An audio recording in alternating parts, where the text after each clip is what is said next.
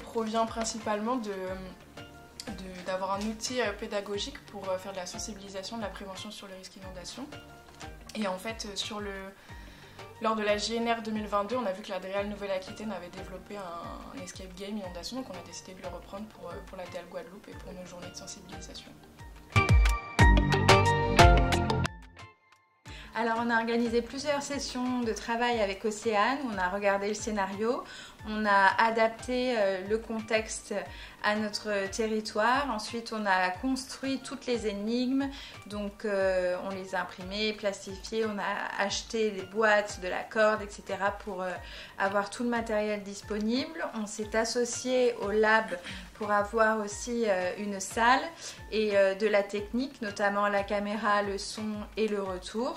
Et puis ensuite, on a organisé l'invitation et les sessions de tests en vue de la journée grand public, directement dans les locaux de l'ADREAL.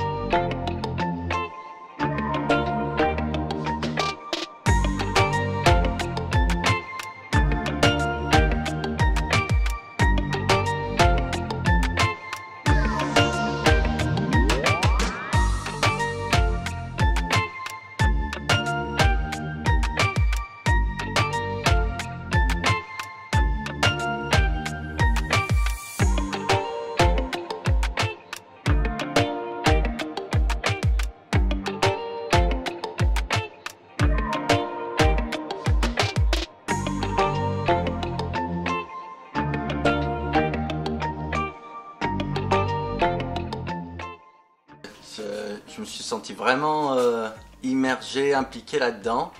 On avait vraiment l'impression d'être confronté vraiment à une situation de risque potentiel. Et donc le fait d'être avec les autres, on a vraiment été galvanisés, on avait eu vraiment envie de pouvoir répondre aux questions pour pouvoir s'en sortir et pouvoir appliquer les bons gestes pour ce genre de situations qui peuvent s'avérer critiques et qui malheureusement risquent d'arriver de plus en plus sur l'archipel guadeloupéen.